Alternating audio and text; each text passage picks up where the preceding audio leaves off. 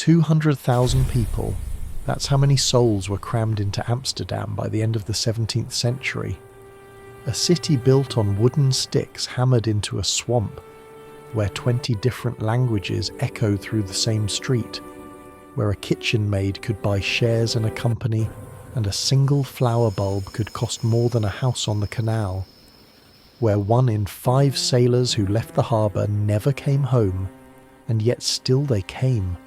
Hundreds of thousands of them, refugees, dreamers, desperate souls from every corner of Europe, all betting their lives on this strange, stinking, glorious city rising from the water. This is what life was really like in Golden Age Amsterdam.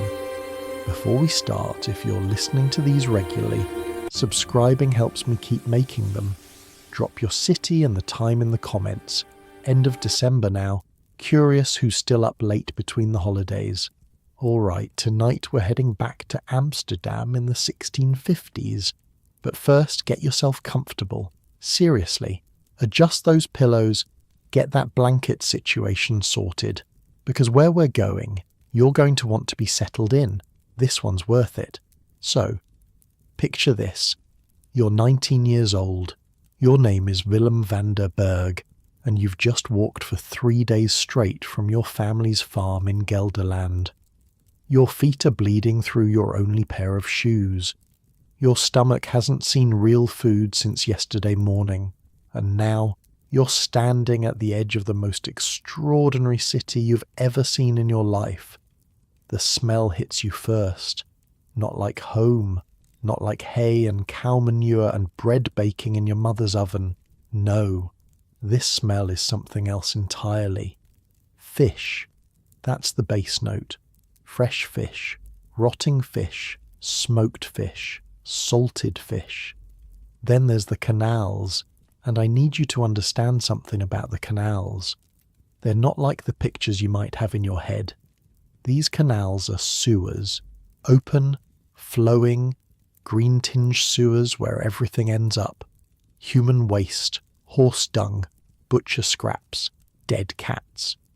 People do their laundry in this water, and somehow, right next to all of that, you can also smell cinnamon, pepper, nutmeg from islands on the other side of the world. Your eyes water, your stomach turns, and somewhere in your exhausted brain you think, this is either going to kill me or make me rich. You choose to believe the second option. The thing about Amsterdam in the 1650s is that it's not really a city in the way you think of cities. It's more like a human hive, a machine made of people. Imagine Manhattan, Tokyo and Dubai all mashed together, shrunk down to fit along a handful of canals, and then set in a world where everyone still thinks tomatoes might be poisonous, and the cure for most diseases involves leeches. This city has gone from 60,000 people to over 200,000 in just 50 years. Think about that for a second. That's more than tripling in size. Whole neighbourhoods that didn't exist when your father was born are now packed with 5-story buildings leaning against each other like drunk friends walking home from the tavern. And the harbour. God, the harbour. You see it before you even reach the city proper. 5,000 ships. Let that number settle in your mind. 5,000 merchant vessels, half of Europe's entire fleet, bobbing in the grey water of the IJ. Their masts look like a forest stripped of leaves, an endless tangle of ropes and wood and canvas stretching out across the water, so thick you almost believe you could walk across them to the other side. These ships carry everything: pepper from Malabar, cinnamon from Ceylon, nutmeg from tiny islands in the east that most Europeans couldn't find on a map if their lives depended on it, Chinese porcelain wrapped in straw, Baltic timber, Brazilian sugar, Russian furs, African ivory. And yes, African people too, though you don't know that yet. You're 19 and you've come to make your fortune. The darker truths of this golden age haven't revealed themselves to you yet, Your first challenge is simple. Don't die before nightfall. You have 3 copper coins in your pocket. Your mother pressed them into your palm before you left, crying like she already knew she'd never see you again. They're not enough to buy a room for the night, but they might be enough to buy some bread and a place on a floor somewhere. Maybe. First, though, you need work, and the docks are hiring. You push your way through the Haarlemmer Port, the Western Gate, and immediately you're swept up in the current of humanity. Workers carrying barrels on their shoulders, women with baskets of fish balanced on their heads, merchants in black coats hurrying past with documents tucked under their arms, children darting between legs, quick as eels, soldiers in matching uniforms probably headed to board one of the VOC ships, and the languages, they wash over you in waves you can't even begin to separate. Dutch, obviously, but also Portuguese, French, German dialects you've never heard, Yiddish, something that might be Spanish, something else that's definitely not from anywhere in Europe. 20 languages on a single street. The pamphlets weren't lying about that. You follow the crowd toward the water, figuring that's where the work will be. The streets get narrower as you go, the buildings leaning closer. Above you, stepped gables reach up toward a sky that's the colour of pewter, threatening rain that never quite arrives.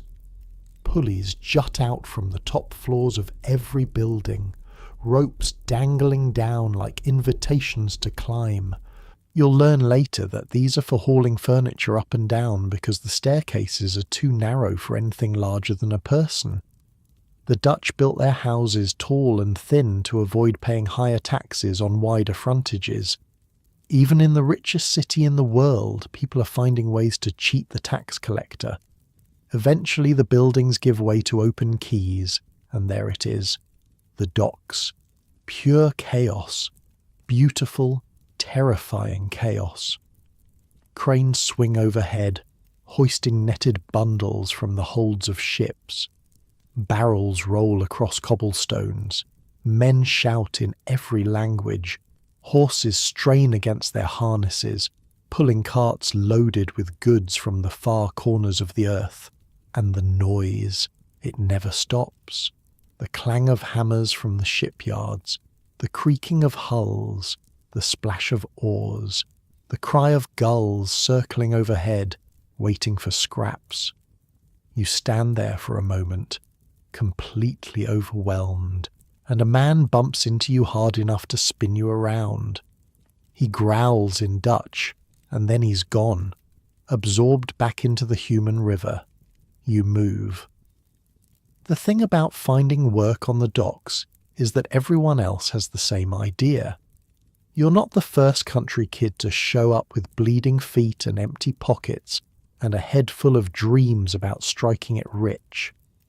The VOC, the Dutch East India Company, employs over 1 million people worldwide. 1 million. And most of them start right here, on these docks, loading and unloading the ships that built this empire. But 1 million employees doesn't mean 1 million openings. It means competition. Fierce, desperate, sometimes violent competition. You spend the first hour getting rejected. No, we don't need more loaders. No, we're not hiring deck scrubbers. No, go away. No, no, no. Your stomach growls. Your feet throb. The early autumn wind off the harbour cuts through your thin wool coat like it isn't even there. You start to wonder if maybe your father was right. Maybe this was a mistake. Maybe you should have stayed on the farm, married the neighbour's daughter, lived out your days in quiet obscurity like every generation of Vanderbergs before you. And then you meet Hendrik. He's an older man, maybe 40, which in this era means he's practically ancient. He's got a face like a walnut, all wrinkles and weathered skin, and he's missing 3 fingers on his left hand. You don't ask about that. You learn quickly not to ask about missing pieces on the docks. Hendrik is the overseer for a warehouse owned by a merchant family named Van Leeuwenhoek. Not the famous one with the microscopes. Different Van Leeuwenhoeks. The city is full of them. He looks you up and down, taking in your farm boy build, your calloused hands, your desperate eyes. Quote 1, he says, "It's not a question. Yes, sir. You're stupid enough to work for almost nothing?" You hesitate, but only for a second. "Yes, sir." Hendrik grunts. It might be approval, it might be indigestion. It's hard to tell with him. Quote 5. "You take it. 6 stuvers a day. That's maybe enough for a shared room in the Jordan, the workers' district, and 1 decent meal. Maybe, if you're careful, if you don't get sick, if nothing goes wrong. Nothing ever goes wrong, right?" Hendrik gives you directions to a boarding house that he promises won't kill you in your sleep, and you set off through streets that are already starting to fill with evening shadows. The lamplighters are making their rounds, carrying their long poles and their little flames, touching fire to the oil lamps that hang from iron brackets along the canals. The water catches the light and breaks it into 1,000 orange ripples. For just a moment, despite everything, you think the city is beautiful. Then someone empties a chamber pot out a 2nd-story window about 3 feet from your head, and the moment passes. The boarding house is in the Jordan, just past the Prinsengracht, in a building that looks like it might collapse if you sneeze too hard. The landlady is a woman named Greet, who might be 50 or might be 100, and has a face that suggests she stopped caring about the difference decades ago. She shows you to a room on the 3rd floor that you'll be sharing with 5 other men. There's no furniture except for a pile of straw in one corner and a bucket in the other. "Straws for sleeping," Greet says. "Buckets for everything else. You figure out which is which. Rent's due every week. You miss a payment, you're out. No exceptions, no excuses, no sob stories." You pay her for the week with your last copper coins and one that Hendrik advanced you against your first day's pay. You're now officially in debt before you've even started working. Welcome to Amsterdam. Your roommates drift in as the night deepens. There's Jan, a sailor who lost his ship to a storm off the coast of Africa and has been trying to get on another crew ever since. There's Peter and his brother Klaas, carpenters from Leiden who came here for work and haven't found any yet. There's an old man named Friedrich who doesn't speak Dutch very well, and mostly just sits in the corner muttering to himself in German. And there's a boy who can't be more than 15, who doesn't give his name and won't meet anyone's eyes. 6 men, 1 pile of straw, 1 bucket. You find a spot near the wall, curl up with your coat as a pillow, and try to ignore the sounds of the city seeping in through the cracks in the walls, shouting from a tavern somewhere nearby, the clop of hooves on cobblestones, singing, off-key, in a language you don't recognize, a baby crying, a dog barking, the endless, restless pulse of 200,000 people living on top of each other. Nothing like home, nothing like the silence of the farm at night, where the biggest sound was the wind in the wheat fields and your father's snoring through the thin walls. But this is your life now. Tomorrow you start work. Tomorrow the real adventure begins. And as you drift off, the smell of the city still filling your nose, you make yourself a promise. You're going to survive this place. You're going to thrive. Someday, somehow, you're going to be one of those merchants in black coats, hurrying past with important documents. Someday you're going to have a house with a stepped gable and a pulley system for your furniture and servants to empty the chamber pots for you. Someday. But for now, you sleep. The straw itches against your cheek. Someone near you is snoring. The bucket smells exactly like you'd expect a bucket to smell. And outside, Amsterdam keeps moving, keeps breathing, keeps churning forward into a future you can't even begin to imagine. This is where your story begins, not with wealth, not with glory, not with any of the things the pamphlets promised, just a pile of straw, a bucket, and a job that starts before sunrise, which, when you think about it, isn't that different from how most great stories start, at the very bottom, looking up, with nothing to lose and everything to fight for. Unlike you, lying in your soft bed right now, Willem has no idea what tomorrow will bring. No idea that this city will change him in ways he can't predict. No idea about the people he'll meet, the things he'll see, the moments of wonder and horror that are waiting for him in the days ahead. But that's the thing about Amsterdam in the 1650s. Nobody knows what's coming next. That's what makes it the most exciting place on earth.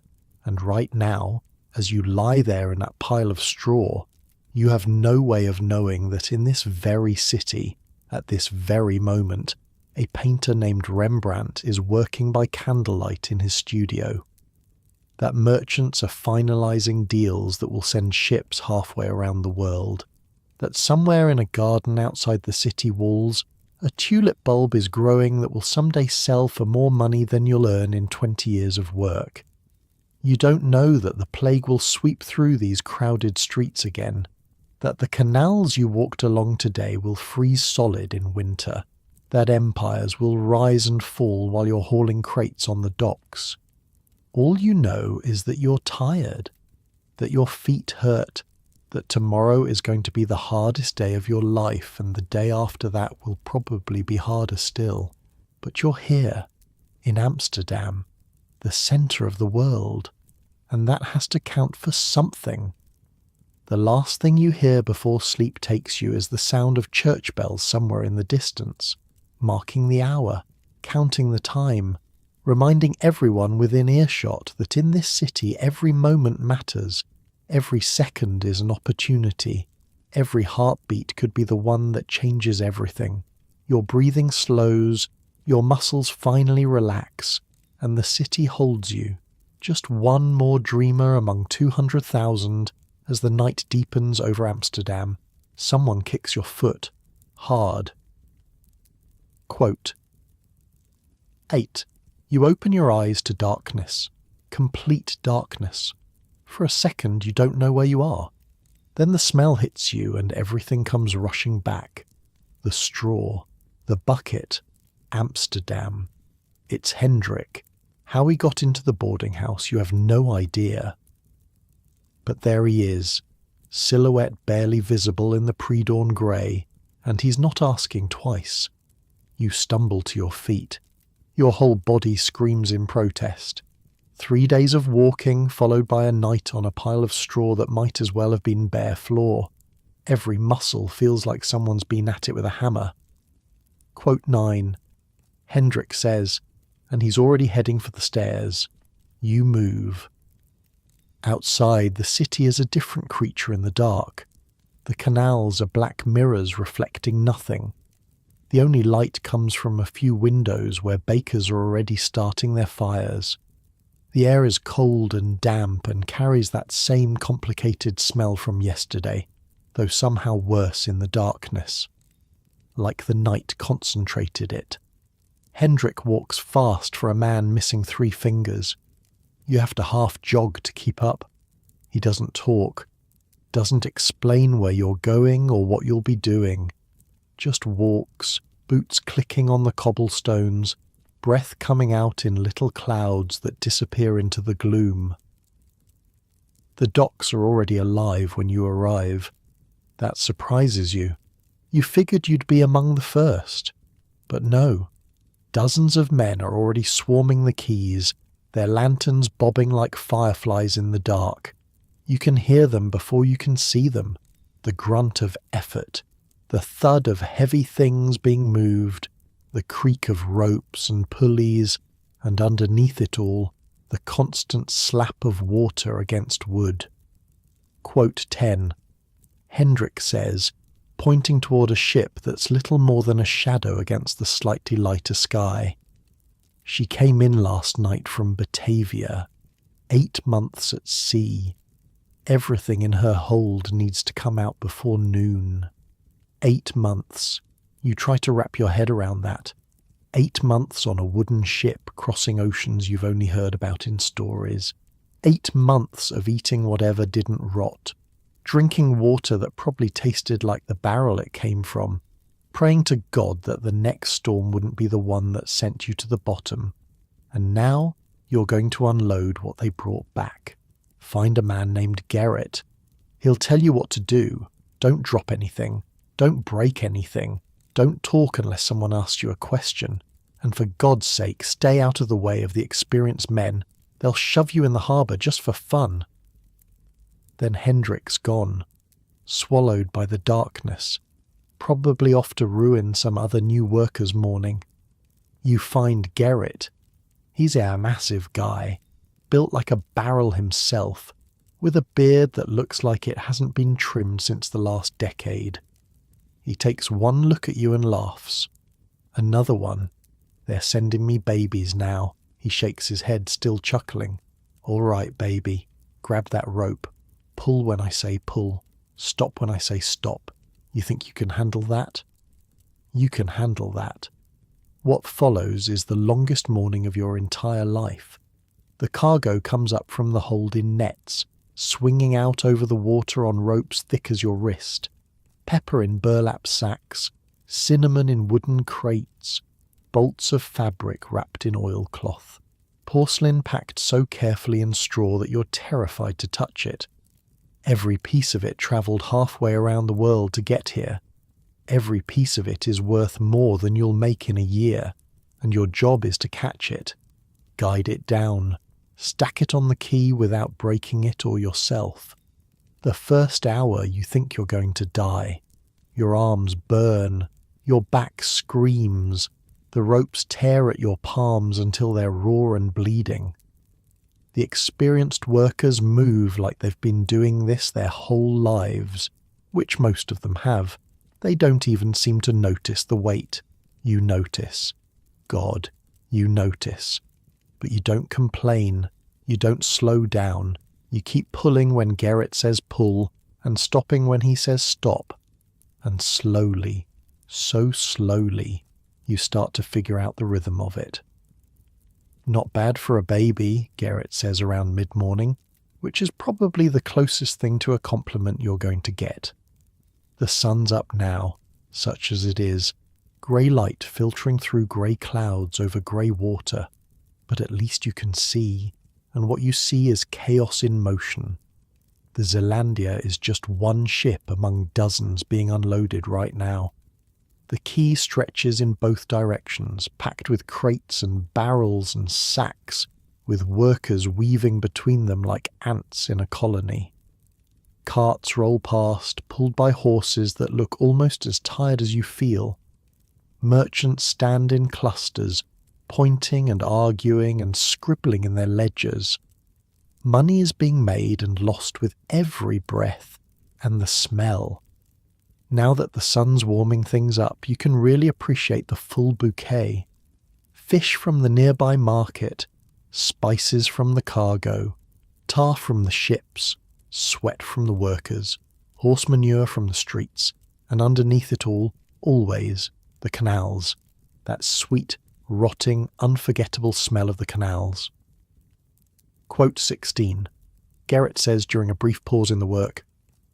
Quote 17. He says it casually, like he's talking about the weather. Out of how many, you ask? 200. 40 dead before we even reach port. Then we spent 6 months trading, loading cargo, trying not to die of diseases we'd never heard of. Then 7 months back. Lost another 30. He shrugs. Made it home with barely enough crew to work the sails.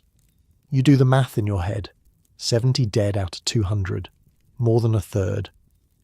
Why'd you do it again? Garrett laughs. but there's no humour in it. Quote 22. He picks up another rope. Quote 23. You work. Sometime around noon, a man falls. You don't see it happen. You just hear the shout, then the splash, then the commotion. One of the workers on a ship 2 berths down missed his footing on a wet deck and went straight into the harbour. They fish him out pretty quick. He's alive, coughing up canal water that's probably 50% sewage, but he's done for the day. Maybe longer if he gets sick from what he swallowed. Quote 24 says a worker next to you, a young guy maybe a few years older than you with a scar that runs from his eyebrow to his chin. Quote 25.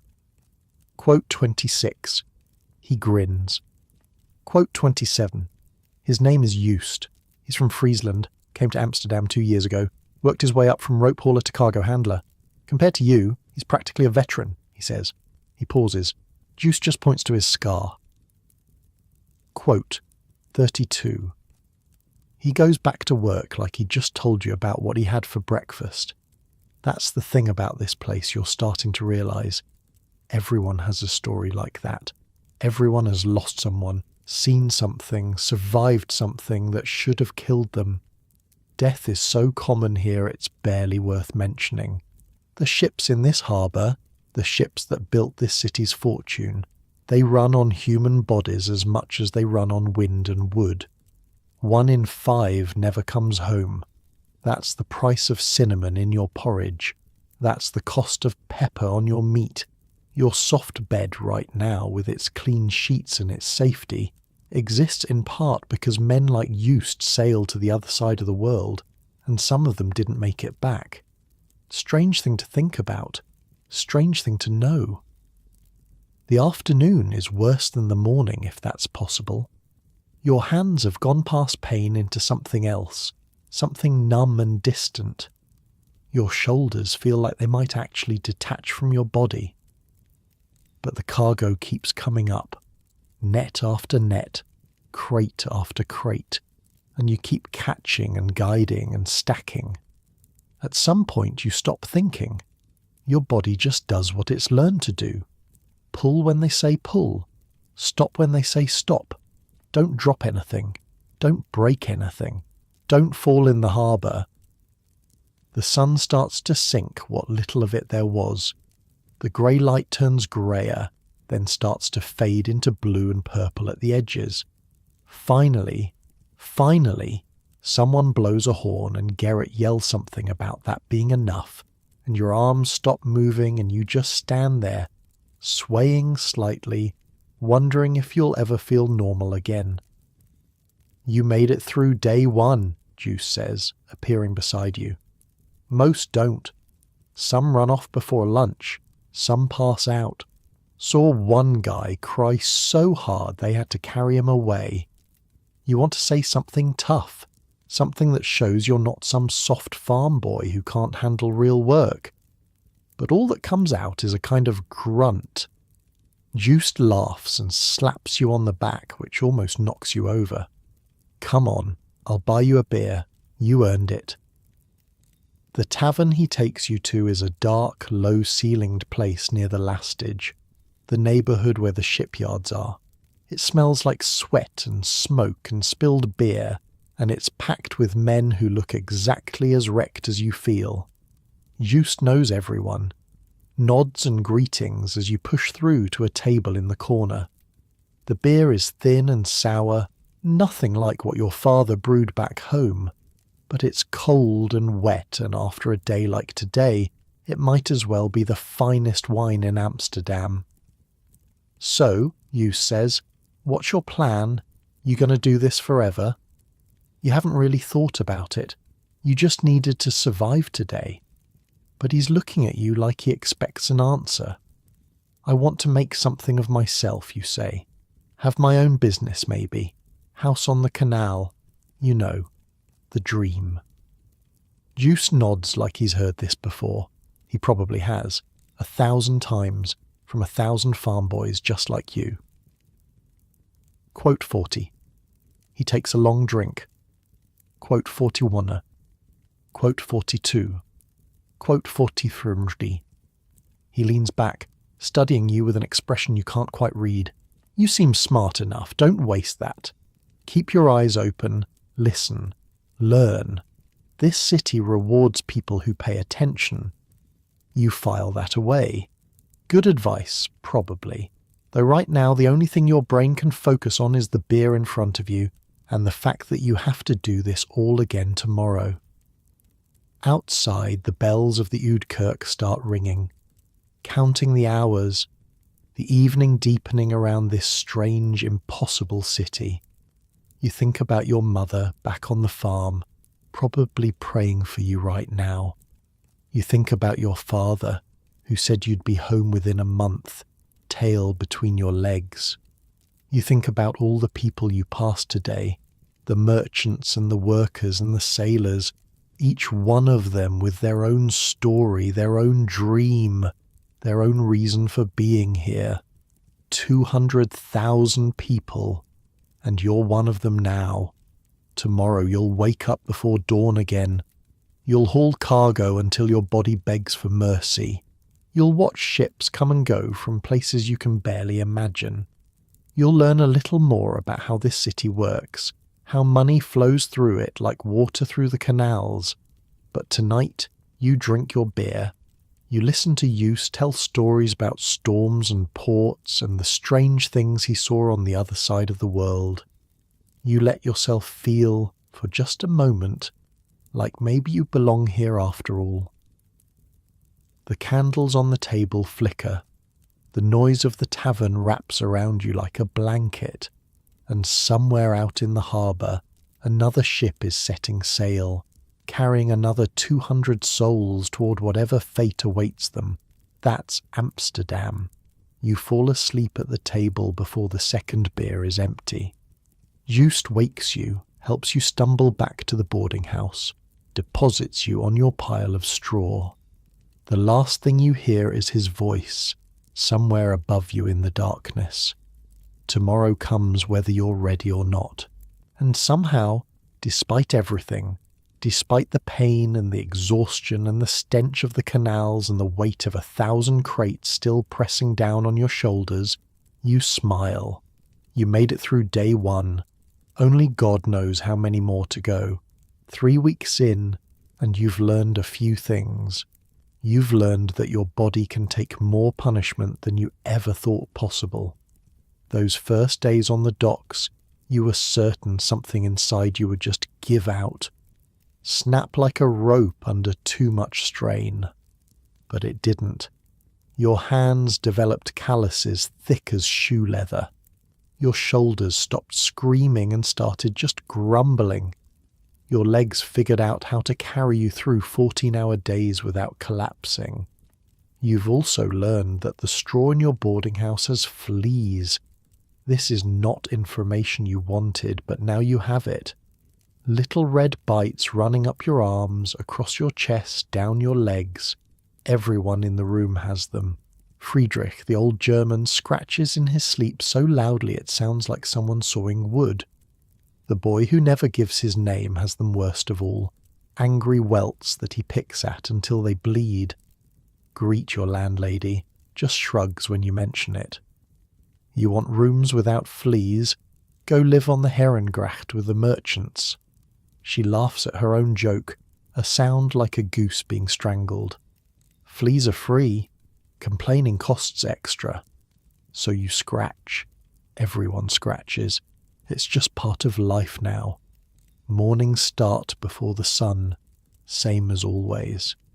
You've gotten used to Hendrik's boot against your foot, though lately you've been waking up on your own, some internal clock adjusting to this new rhythm. Up, dress, stumble down the creaking stairs, out into the dark streets. The Jordan is different in the early hours, quieter, but not silent. You can hear babies crying behind closed doors, the clatter of someone already at work in a workshop, a drunk singing to himself as he weaves home from wherever he spent the night, and always, always, the sound of the city waking up around you. Roosters that shouldn't exist in a place like this but somehow do. Dogs barking at nothing. The first carts of the day rolling over cobblestones. You know the streets now. That was one of the first things you had to learn. The Jordan is a maze. Streets running at odd angles, cutting back on themselves, dead-ending without warning. Built on top of old drainage ditches, Juice told you, which is why nothing makes sense. The city just grew over the old polder landscape like a scab over a wound, and the scars of the original land still show through. Your route to the docks takes you past the Noordermarkt, the northern market, which is just starting to come alive when you pass through.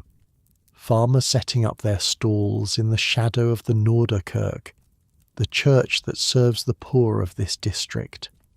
Cabbages and turnips piled high, eggs in baskets, butter in wooden moulds, the smell of fresh bread from the bakers who've been at work since midnight. You can't afford any of it. Not yet. Breakfast is a hunk of yesterday's bread that you bought for a single do-it from a woman who sells the stuff too stale for anyone else to want. You eat it as you walk, washing it down with water from the pump near the Prinsengracht, trying not to think too hard about what might be in that water. Your stomach has also adjusted, by the way. Those first few days, everything in Amsterdam made you sick. The water, the air, the cheap food from street vendors. You spent more time crouched over the bucket in your room than you'd care to remember. But now your gut has made peace with this place. Mostly. The work hasn't gotten easier exactly, but it's gotten more familiar. You know the rhythms now. Know which foreman will work you until you drop and which ones pace things out. Know how to read the loading manifests, even though you're not supposed to. Know the difference between cargo that's fragile and cargo that can take some bumps. Know which ships just arrived and which ones are about to leave. The Zealandia sailed out last week. You watched her go, sails catching the morning wind, heading back toward the other side of the world with a fresh crew of 200 men. Some of them were first-timers, young guys who just arrived in Amsterdam with the same dreams you had. You thought about waving but didn't. They wouldn't have seen you anyway. 1 in 5 won't come back. That's still the number that sticks in your head. 40 men on that ship are going to die before they see this harbour again. Maybe more, and the rest will come home changed, like Gerrit, like Joost, carrying scars on their bodies and stranger ones on their souls. You've decided you're never getting on one of those ships. Whatever fortune you make, you'll make it on solid ground. Evenings are when the Jordan really comes alive. The work ends around sunset, depending on the day, and then the streets fill up with people who've been labouring since dawn and now have a few hours to themselves before sleep takes them. The taverns overflow. Music spills out of open doors. Couples walk arm in arm along the smaller canals, pretending for a moment that this is a romantic place and not a sewer with delusions of grandeur. You've started eating dinner at a cook shop on the Elandsgracht, a narrow place run by a woman named Bets, who makes something she calls hutspot. That's really just whatever vegetables she could find that day boiled until they give up and turn into mush. Sometimes there's meat in it. You've learned not to ask what kind. It costs 3 stuvers for a bowl big enough to fill you up, and that's what matters. Bets is maybe 40, with arms like a dock worker and a voice that could cut through a storm. She knows everyone. Everyone knows her. And somehow, in the few weeks you've been coming to her shop, she's decided to take an interest in you. Quote, 48. She calls you, same as everyone else. Quote, 49. Quote, 50. Quote, 51. She ladles extra hutspot into your bowl, slopping it over the edges. Quote, 52. The other regulars at Bet's place have become something like friends. There's old Martin, who used to be a ship's carpenter until his hands started shaking too badly to hold tools. There's a woman named Lisbeth who sells fish at the Vismarkt, and always smells faintly of herring no matter how many times she washes. There's a group of German immigrants who stick together and speak their own language and drink more than they eat. They're not family. You have family back in Gelderland probably still wondering if you're alive, but they're something. A community forged by the shared experience of being poor in the richest city in the world. The gap between rich and poor here is something you still can't quite wrap your head around. On your way to the docks, you walk along the Prinsengracht, past the narrow houses of the Jordaan, where families of 6 crowd into single rooms. But if you cross the canal, you're on the Keizersgracht, the Emperor's Canal, where the merchant houses rise 4 and 5 stories tall, stone facades instead of simple brick, glass windows with actual curtains behind them, servants coming and going through side entrances. You saw inside one of those houses once, just a glimpse through an open door. Paintings on the walls, actual paintings. Tiles on the floor that probably cost more than you make in a month. A chandelier with what looked like 100 candles, burning in the middle of the day like money meant nothing at all. The people who live in those houses got their wealth from the same docks where you break your back, the same ships, the same cargo. They just happen to own things instead of carry them. It's not fair. Everyone knows it's not fair, but it's how the world works here and everywhere else. At least in Amsterdam you can look at those houses. At least here there's a chance, however small, that someday you might live in one yourself.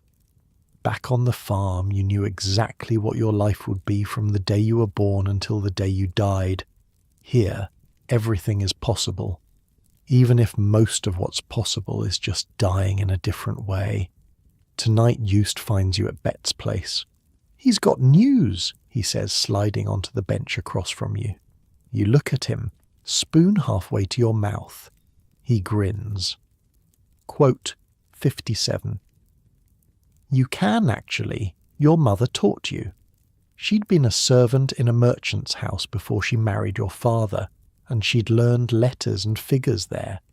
She passed them on to you, sitting by candlelight on winter evenings, tracing letters in the soot from the fireplace. I can read. Then go see a man named Cornelis at the Van Leyden warehouse tomorrow after the morning shift. Tell him Joost sent you. He steals a piece of bread from your plate. If you get the job, you owe me a beer. If you don't, I still tried, and you still owe me a beer." That night, you can't sleep. The fleas are the same as always. Friedrich is snoring. The boy is scratching. The bucket smells. None of that is different. But your mind won't stop racing. Warehouse work, inventory, numbers, indoor work where rain doesn't soak you and cold doesn't freeze you, and cargo doesn't threaten to crush you every time you look away. It's not a canal house. It's not a fortune, but it's something. You think about your mother again. Wonder what she'd say if she could see you now. Probably something about patience, about taking opportunities when they come, about how God helps those who help themselves, which was her answer to pretty much every question you ever asked her. You wonder if she got your letter. You sent one 2 weeks ago, paid a scribe near the Oude Kerk to write it, because your own handwriting is barely legible. Told her you were alive, told her you had work, told her not to worry, which was a lie, but the kind of lie children tell their mothers since the beginning of time. Outside, the city breathes. Someone's fighting in the street 3 houses down, shouting in what might be French, might be something else. A bottle breaks, then silence followed by laughter. Just drunks, probably. Happens every night. The canals sit dark and still beneath your window, that one small window that lets in a sliver of sky when the clouds part. You can't see the water from here, but you can smell it.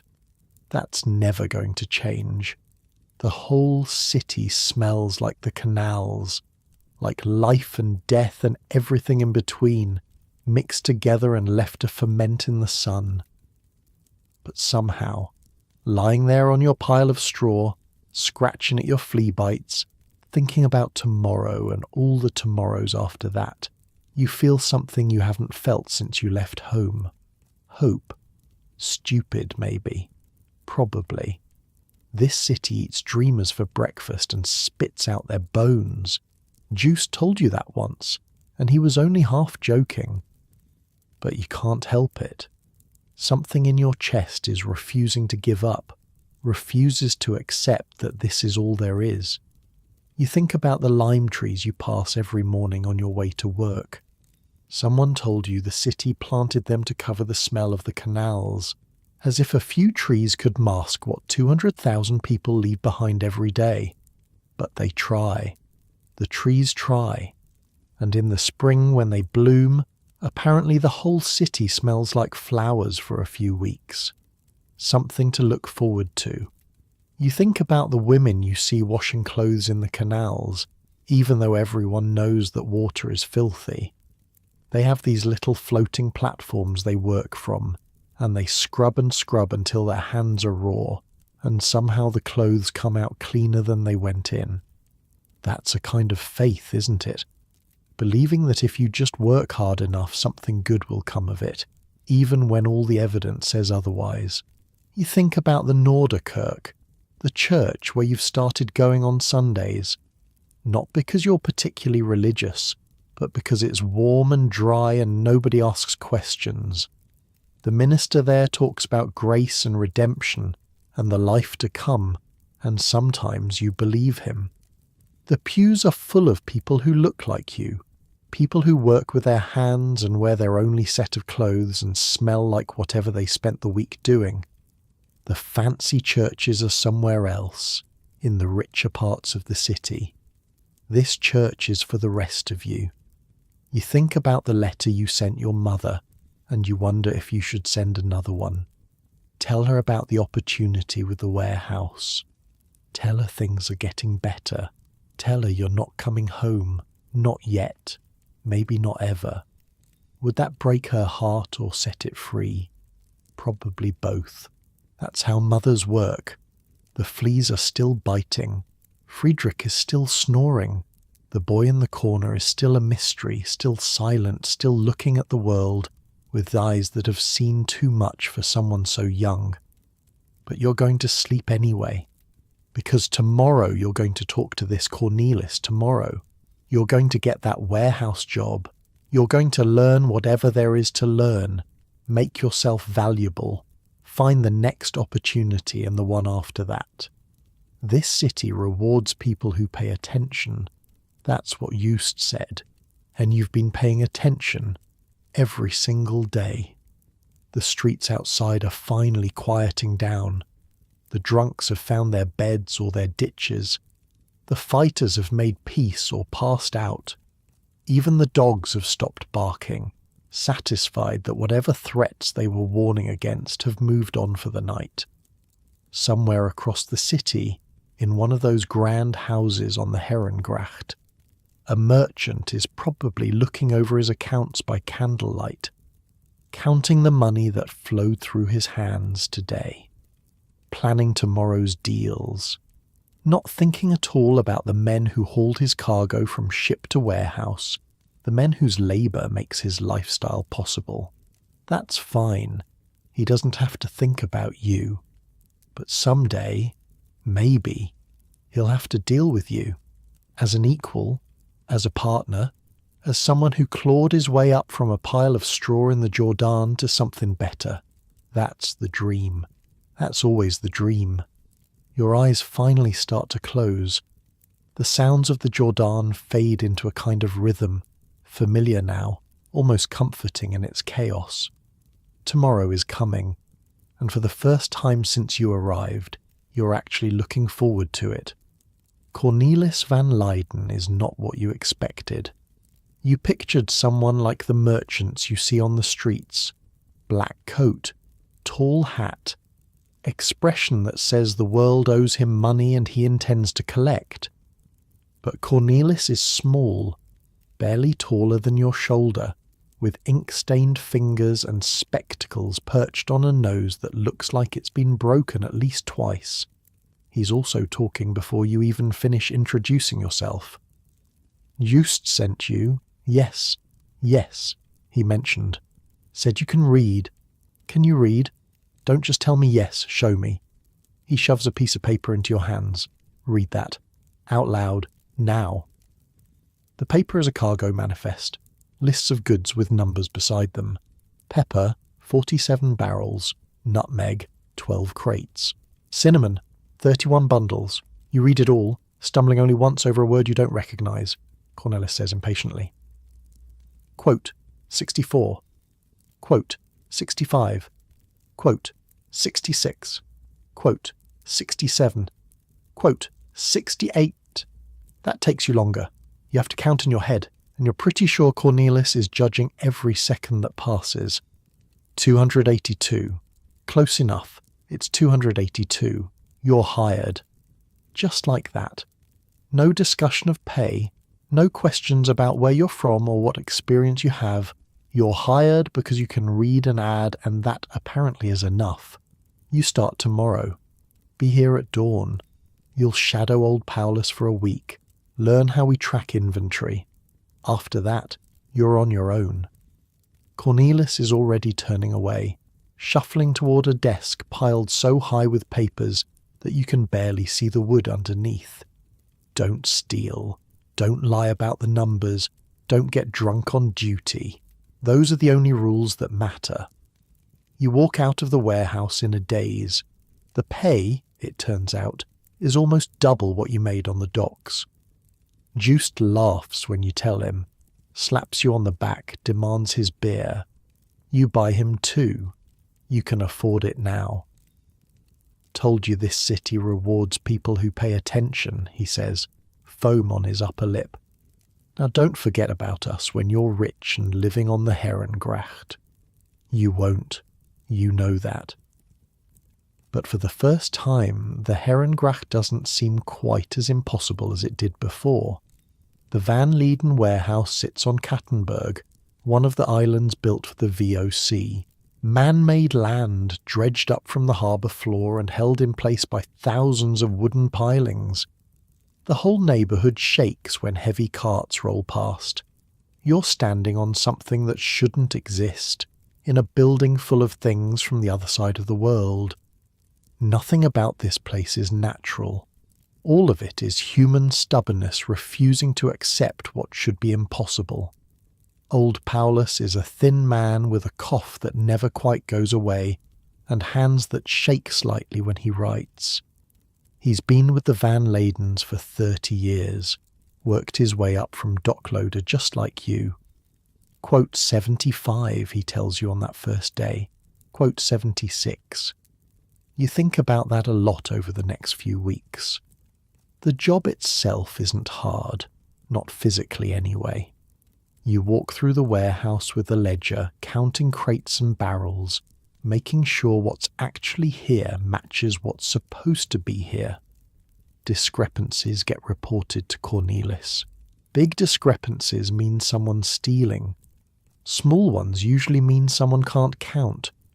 But the mental work is different from anything you've done before. You have to concentrate. Pay attention to details. Remember which shipment came from where, which merchant ordered what, which goods are headed out tomorrow and which are staying put. It's like learning a new language, except the words are numbers and the grammar is commerce. You start to understand how money moves through this city. It's not just about ships and cargo. There's a whole invisible system underneath. Debts and credits and promises and contracts.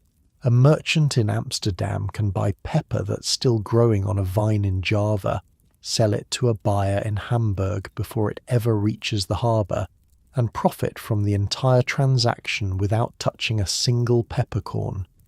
It's like magic, except it's not. It's just paper, agreements, Trust that everyone will do what they promised. When the trust breaks down, people lose everything. When it holds, fortunes get made. Cornelis takes you to the Beurs once, about a month into your new job, the Amsterdam exchange. You've heard about it, everyone has, but nothing prepares you for actually seeing it.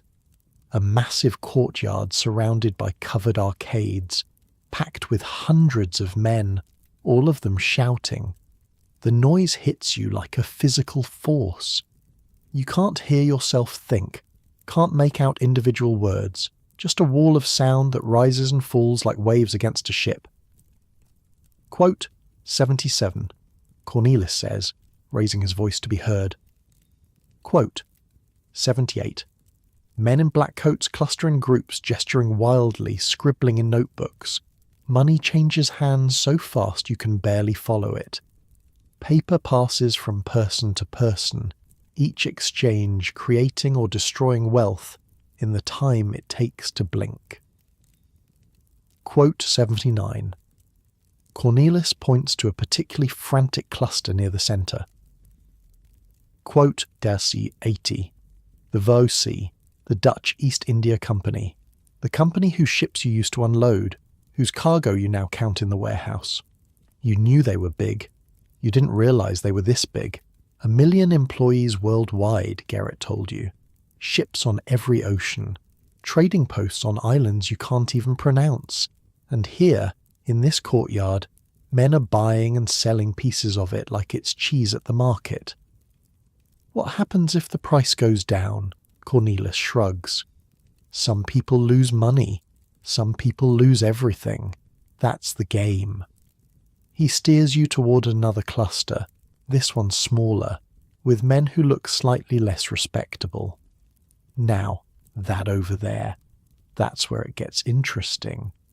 They're not trading VOC shares, they're trading flowers, tulips specifically, bulbs that won't bloom until spring, being bought and sold for prices that make your head spin.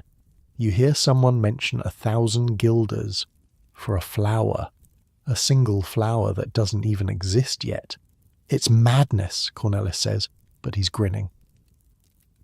Quote 85. Quote 86. Cornelis looks at you with something that might be respect. Quote 87. You watch the tulip traders for a while longer. One of them is clutching a piece of paper like it's a newborn child, tears actually running down his face. He just sold something. Or bought something. Either way, his whole life has changed in the last 30 seconds, and everyone around him is either celebrating or plotting how to do the same thing tomorrow. A man next to you, someone you don't know, nudges your elbow. Quote. Date. Quote. 89. Quote. 90. He spreads his hands like he's performing a miracle. I bought a Semper Augustus last month for 2,000 guilders. Sold it this morning for 4,000. I never even saw the damn flower. 4,000 guilders. That number bounces around your skull like a stone in an empty bucket. You could work in the warehouse for 15 years and not make 4,000 guilders. What if you can't sell it? The man's smile flickers for just a second. Quote, 93. His smile comes back, wider now. Quote, 94. You think about that, getting in early, being smart, seeing opportunities. Then you think about Just's scar, running from his eyebrow to his chin, about Gerrit's missing fingers, about the Zealandia sailing away with 200 men, 40 of whom will never come home. That's real. That's something you can understand. This tulip thing, with its promises and its paper and its money that appears from nowhere, feels like fog. Beautiful, maybe, but when you reach out to grab it, there's nothing there.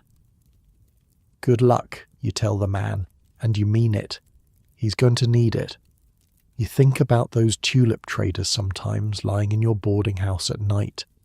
The straw still has fleas, but you've been able to afford a better blanket, and Greet has started giving you the spot nearest the window since you always pay on time. 1,000 guilders for a flower bulb. That's more than you'd make in 3 years of warehouse work. More than Eust will make in 5 years on the docks. Enough to buy a small house, hire servants, never work again. And people are paying it. Gladly, eagerly, fighting over the chance to pay even more next week. Something about it feels wrong to you, though you can't quite explain why. Maybe it's because you know where real money comes from labour, from ships crossing oceans, from men like Gerrit losing fingers and Eust earning scars. Real money costs something. This tulip money feels like it costs nothing, like it's just appearing out of thin air, multiplying itself, feeding on hope and greed. But what do you know? You're a farm boy from Gelderland who got lucky with a warehouse job. These men in the burrs have been doing this for years. They must know something you don't, right? The warehouse teaches you other things too. You learn the names of ports you've never heard of.